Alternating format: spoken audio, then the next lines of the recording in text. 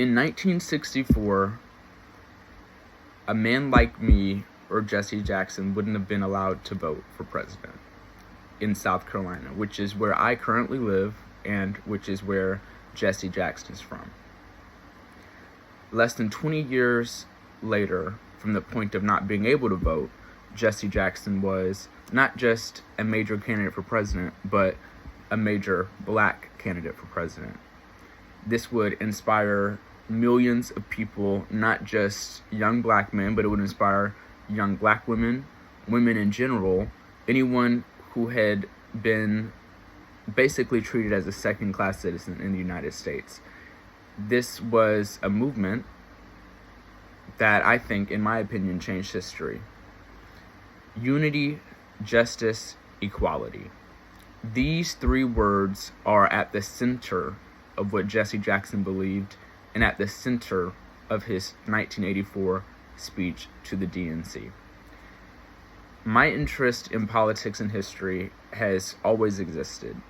I have Jimmy Carter's biography. I have Richard Nixon's biography, shockingly. I think that when you look at politics and the men and women who shaped it, I think that you have to look at who they are, where they come from, and the setting that they're in. The Civil Rights Act in 1964 and the Voting Rights Act in 1965 were giant. They were big moves towards progress. And Jesse Jackson was a young man during this time. So he had a first-hand experience at injustice, racism, things that obviously, yes, they exist today, but I don't think that anyone my age or even anyone in their 30s or 40s could imagine the injustice that he faced.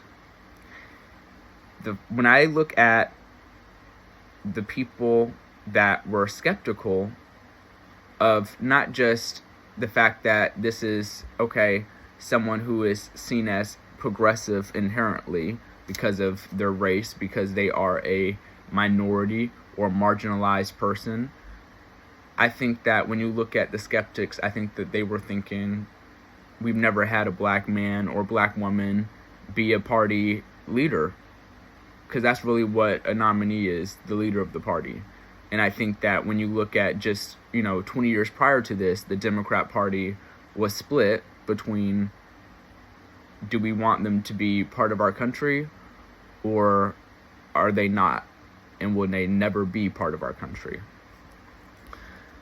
I think that when you look at Jesse Jackson's way of speaking and how he crafted his message to resonate with not just other black people, but he made a message that resonated with women, the working class, farmers, young people, men, black, brown. He crafted this. He used his message to reach these people by doing things like relating religion, which is something that is at the core of a lot of people's lives, especially in America. When you use a rhythm, a repetition to get the crowd excited and to engrave an idea and a thought into the crowd's head. And one of his was, our time has come. Our time has come. Who was our? Well, when he said our time has come, it wasn't just a shout out to say our time has come as black Americans. It is our time to be seen as, first class citizens with white Americans. I think that what he was saying was, it's our time. It's the time for farmers. It's the time for the working class. It's our time for women. It's our time for all of these groups, all of these marginalized groups. And I think that he was able to uplift all of us. And we could see ourselves in him and think that he's right. We don't have to sit back and wait to be told that it's our time. We can see and know that it is our time. I think that the common ground that a lot of Americans have, we don't often see, but Reverend Jackson did see.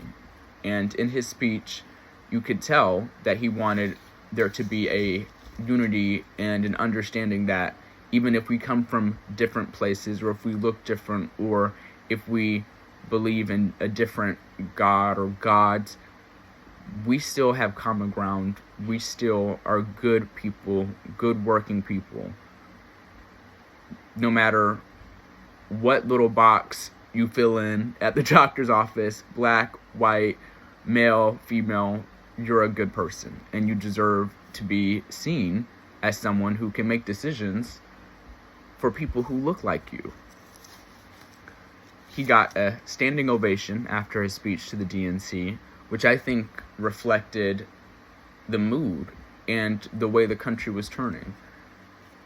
His career not only inspired people like Barack Obama, who would become president, but his career has inspired many people like Congresswoman AOC, Congresswoman Jasmine Crockett. When you look at even the former Vice President Kamala Harris, all of these people who watched him and saw themselves in him. And I think that that's really special. I do. I think that's very unique. I think that his message still inspires us today, especially at a time right now where the country is so divided. I think that unity, number one, but also remembering that we're all people. No matter where we come from, no matter who we worship or how we worship, who we love, if we're male or female, we're all people, and we all deserve a say in our country. So I think that the point of his message was, our time has come. Our time has come. Don't let someone tell you when it's your time. It's your time now.